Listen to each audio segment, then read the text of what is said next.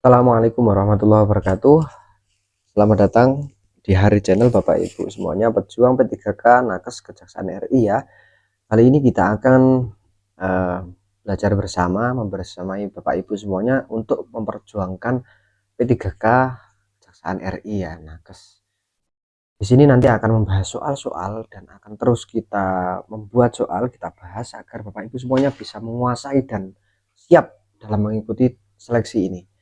Dan saya akan berbagi tips mengerjakan mahasiswa ya, ini sesuai dengan pengalaman pribadi saya yang sudah saya lakukan sendiri ya.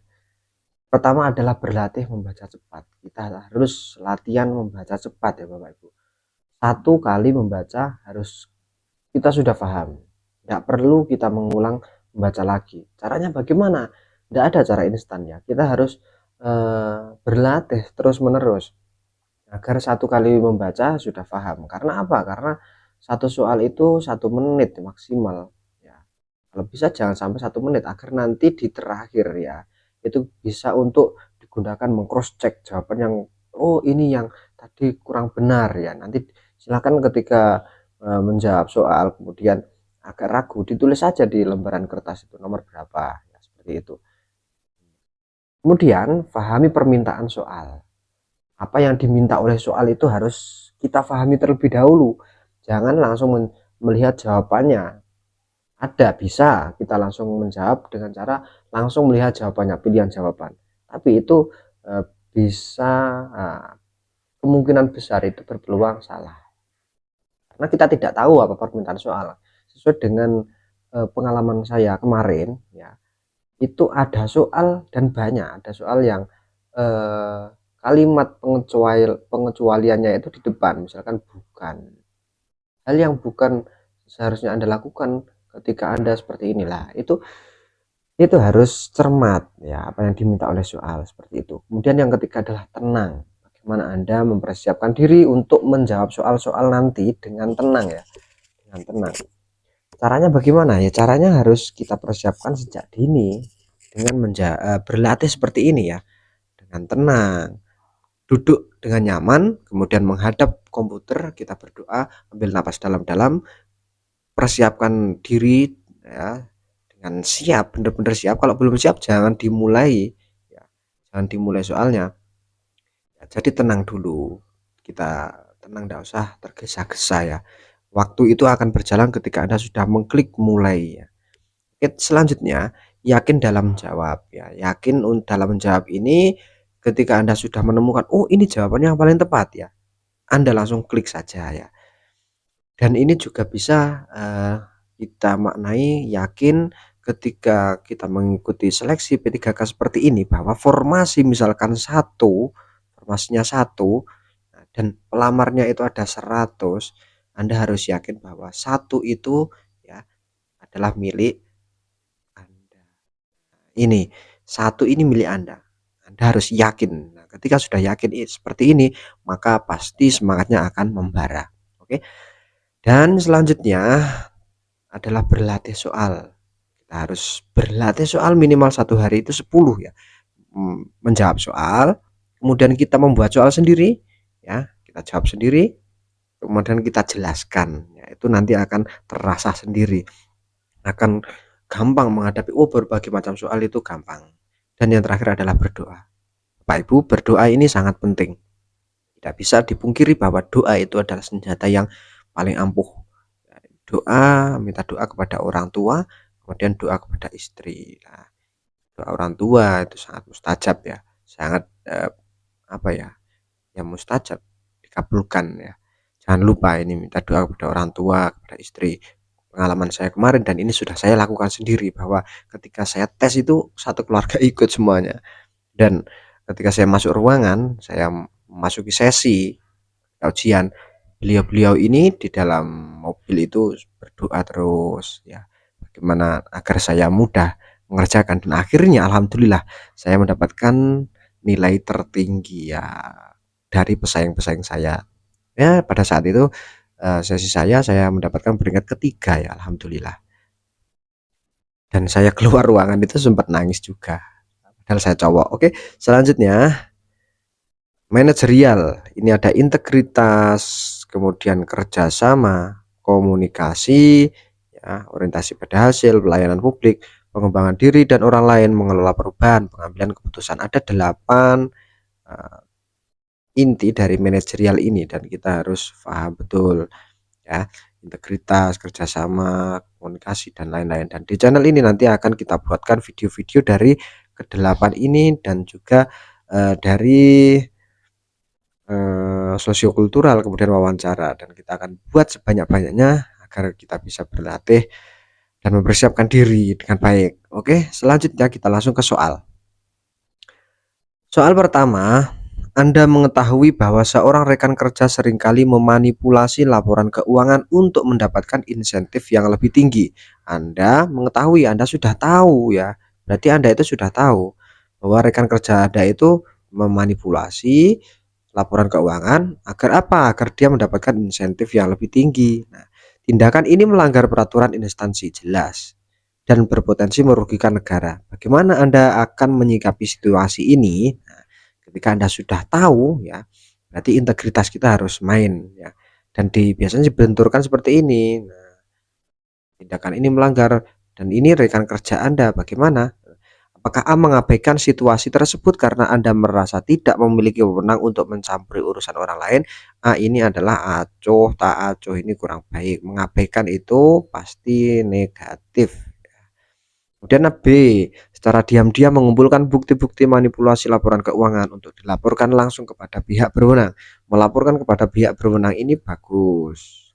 Namun ya, secara diam-diam mengumpulkan bukti ini Anda akan biasanya mendapatkan spekulasi yang lain. Misalkan ini kita tidak mengikuti aturan atau prosedur pelaporan ya. Kita langsung melaporkan kepada pihak berwenang dan mengumpulkan bukti-buktinya secara diam-diam. Ini kurang bagus ya. Kecuali kita ketika soal tersebut misalkan teman Anda membawa bom dan lain-lain ya, dan mengancam orang banyak, itulah harus lapor kepada pihak berwenang ketika kriminal ya, kriminal tersebut. Kemudian yang C berarti B ini bukan, mendiskusikan kecurigaan Anda dengan rekan kerja lain untuk mengumpulkan lebih banyak bukti sebelum bertindak. Nah, ini mendiskusikan kecurigaan Anda dengan rekan kerja ini kurang bagus ya. Justru akan menimbulkan beberapa pemikiran yang lain ya. Kalau D mengingatkannya secara pribadi tentang konsekuensi tindakannya dan melaporkannya kepada atasan jika tidak ada perubahan. Mengingatkannya secara pribadi ini berarti ini mengasah kemampuan personal ya, personal, kemudian komunikasi ya, dan integritas. Nah, ini tindakannya melaporkannya kepada atasan jika tidak ada perubahan. Kalau masih saja ketika sudah Anda ingatkan secara baik ya, personal, kok masih melakukan tindakan negatif tersebut, maka Anda akan memberikan tindakan selanjutnya adalah melaporkan kepada atasan. Berarti jawaban yang paling tepat adalah D. D ini 4 ya. 4. Kalau C itu berapa? C itu berarti 3 ya. Kemudian atau C itu 2, ini 3, ini 1. Nah, seperti itu. Oke, selanjutnya ini bisa difahami. Anda menerima hadiah yang cukup mahal dari seorang vendor yang sedang mengikuti proses tender di instansi Anda. Anda menerima sebuah hadiah ya. Hadiah tersebut diberikan setelah Anda memberikan informasi awal mengenai persyaratan tender. Bagaimana Anda seharusnya bertindak? Ada seorang karyawan, kemudian Anda itu memberikan sebuah informasi ya mengenai persyaratan tender ya kepada seorang vendor. Setelah hal tersebut dilakukan dan sukses, maka Anda menerima hadiah dari orang tersebut dan ini cukup mahal. Maka bagaimana Anda harus bertindak? Nah, ini menguji integritas kita lagi, integritas ya. Jangan sampai menerima hadiah di luar apa yang menjadi wewenang kita ya, hak-hak kita. Yang pertama, menerima hadiah tersebut sebagai bentuk apresiasi atas bantuan informasi yang telah Anda berikan. Nah, hati-hati ketika Anda menerima hadiah tersebut, bisa saja nanti akan dimasukkan kepada KKN ya. Ya, berarti A ini salah. B menolak hadiah tersebut secara sopan dan menjelaskan bahwa hal tersebut dapat menimbulkan konflik kepentingan. Nah, B ini bagus. Kita menolak dan dengan cara yang sopan. Nah, ini komunikasi. Menjelaskan bahwa hal tersebut dapat menimbulkan konflik kepentingan. Ini bagus sekali B ini. Kita skip dulu. Ataukah C menerima hadiah tersebut namun tidak mempengaruhi objektivitas Anda dalam proses tender selanjutnya? Menerima, sekali lagi menerima, ini buruk ini. Melaporkan atau D melaporkan pemberian hadiah tersebut kepada atasan Anda untuk mendapatkan arahan lebih lanjut. Nah, kalau melaporkan itu Anda justru salah. Kenapa? Karena dari awal Anda memberikan ini sudah salah ya, sudah salah. Maka jawaban yang paling tepat adalah B, B ini. Oke, kita tolak dan kita dengan cara yang sopan ya. Oke, soal selanjutnya. Dalam sebuah proyek penting, Anda menemukan adanya ketidaksesuaian antara spesifikasi teknis yang disepakati dengan implementasi di lapangan. Adanya ketidaksesuaian antara teknisnya dan yang disepakati ya, dan yang diimplementasikan di lapangan. Teknis dan implementasinya tidak sesuai. Atasan Anda cenderung mengabaikan hal ini. Atasan Anda itu malah mengabaikan. Nah, jadi Anda sebagai seorang bawahan, hal ini demi mengejar target penyelesaian proyek yang sangat ketat. Diabaikan karena apa? Mengejar target. Apa yang akan Anda lakukan? Jadi tidak sesuai dengan teknis yang sudah disepakati ya. Kemudian atasan Anda mengabaikan, tidak apa-apa ini, yang penting targetnya selesai. Bagaimana Anda menyikapi hal tersebut? Berarti ini kerjasama juga, integritas dan kerjasama dan komunikasi juga ini. A mengikuti arahan atasan dan fokus pada penyelesaian proyek sesuai target waktu. Mengikuti arahan atasan itu ada batasannya ketika hal tersebut dalam hal baik ya. Kalau buruk itu kita harus mengatakan atau membicarakannya. Di A itu salah karena apa? Karena menyelesaikan proses sesuai target waktu. Nah, ini jangka pendek ini. Jangka pendek karena tidak sesuai dengan spesifikasi teknis. Nah, meskipun target waktunya terpenuhi, namun jangka panjangnya nanti akan berpengaruh. Nah, jadi kualitasnya itu berpengaruh. Maka A ini bukan. Ataukah B menyampaikan kekhawatiran Anda secara tertulis kepada atasan, kemudian menjelaskan potensi resiko jangka panjang akibat ketidaksesuaian tersebut. Nah, ini B ini bagus. Kita menyampaikan kekhawatirannya ya. Ini tanggap, tanggap, tanggap dan secara tertulis. Secara tertulis itu dokumen ya, secara terdokumentasikan pada atasan.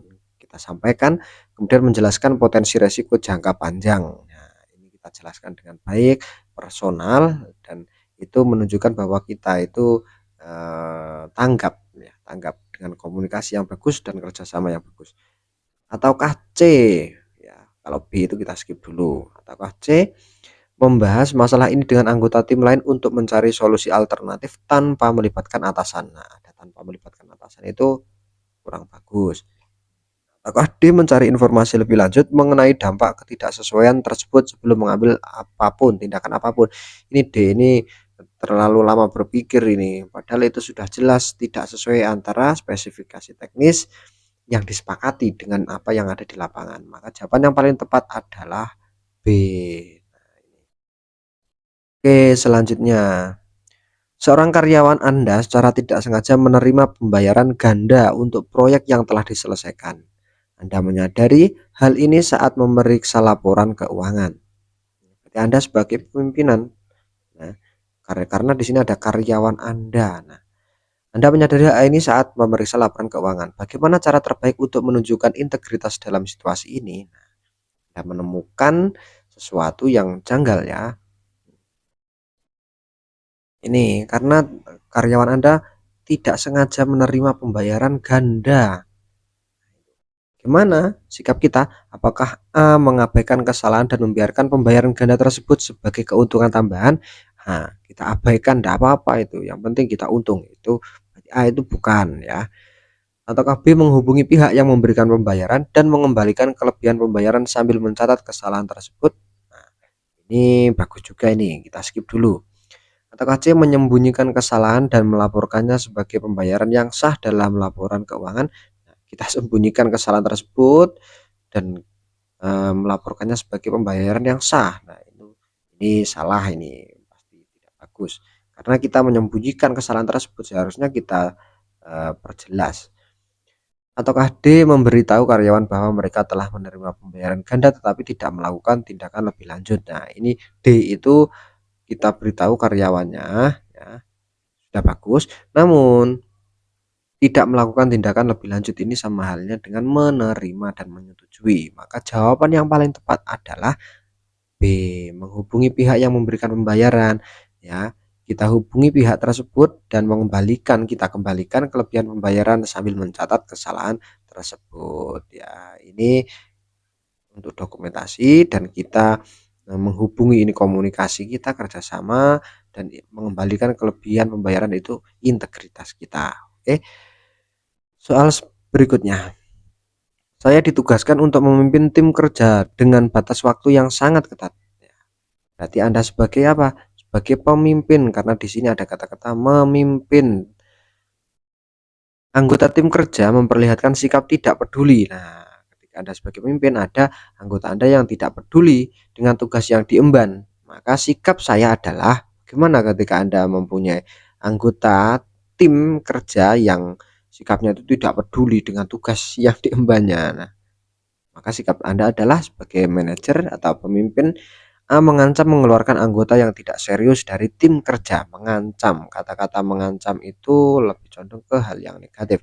Dengan mengancam itu apakah sudah bisa merubah sikap-sikap para anggota tim kerja Anda tersebut?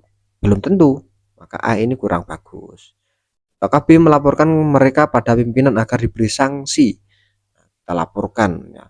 Apakah hal tersebut bisa merubah sikap mereka lagi? Ya belum tentu. Ketika sudah diberikan sanksi, justru ini bisa-bisa malah mereka lebih lebih tidak peduli lagi ya, bahkan bisa keluar, dan itu tugas dari tim Anda itu malah kurang bagus nanti hasilnya.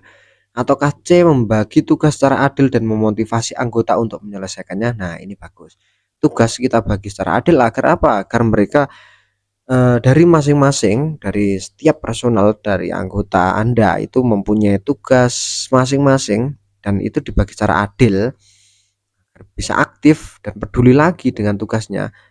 Terus kita sebagai pemimpin memotivasi anggota. Nah, ini bagus ini C ini. Ataukah D menasihati mereka agar sadar akan penyelesaian tugas yang diembannya? Ini D ini bagus kita nasihati, namun dengan nasihat-nasihat seperti ini apakah nanti tugas-tugas tersebut bisa eh, berjalan dengan lancar dan bisa memenuhi target dengan yang memuaskan? Belum tentu kalau tidak ada pembagian tugas secara adil. Maka jawaban yang paling tepat adalah C ini. Nah, ini biasanya kita itu jadi pemimpin, kemudian anggota kita bermasalah, maka sikap kita bagaimana? Nah, seperti itu. Soal-soalnya seperti ini ya. Selanjutnya, dalam sebuah proyek tim, Anda dan anggota tim lainnya memiliki pandangan yang berbeda tentang strategi yang harus diambil untuk menyelesaikan tugas. Bagaimana Anda bisa memastikan bahwa kerjasama tetap produktif dan efektif meskipun terdapat perbedaan pendapat yang signifikan? Jadi ada dalam sebuah tim ya, berarti ini kerjasama ini. Ada perbedaan pendapat yang signifikan. Perbedaan pendapat itu wajar. Agar kerjasama tetap produktif dan efektif, bagaimana sikap kita ya? Ataukah A menetapkan keputusan akhir secara sepihak dan mengabaikan pendapat anggota tim lainnya? Mengabaikan, ini buruk, berarti negatif, langsung kita coret. Bukan. Mengumpulkan semua pendapat, mendiskusikan keuntungan dan kerugian dari setiap pandangan dan mencapai konsensus yang memadai. Nah, ini bagus juga ini. Kita kumpulkan semua pendapatnya, kita skip dulu ya, bagus. Ataukah C meminta anggota tim untuk mengikuti keputusan mayoritas tanpa menjelaskan alasan dibalik keputusan tersebut? Ada mayoritas berarti ini ada minoritas, padahal dalam sebuah tim itu tidak boleh seperti ini. Maka C ini pasti salah ya. Ataukah D mengabaikan perbedaan pendapat dan melanjutkan dengan metode yang sudah biasa digunakan tanpa perubahan? Mengabaikan ini salah ya, ini buruk, tidak bagus ini. Dan melanjutkan dengan metode yang sudah biasa, ini kurang bisa menerima perubahan ini. Jadi jawaban yang paling tepat tadi apa? Mengumpulkan semua pendapat, kita kumpulkan pendapat-pendapat mereka dan kita diskusikan keuntungan dan kerugiannya apa dan mencapai konsensus yang memadai. Jawaban yang tepat adalah B ini.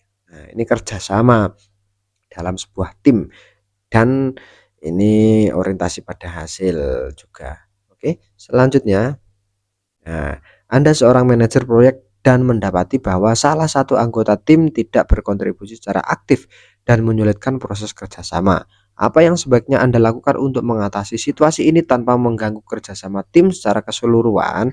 Nah, ini soal ini silakan dijawab di kolom komentar dan nanti kita bahas di video selanjutnya. Oke, terima kasih.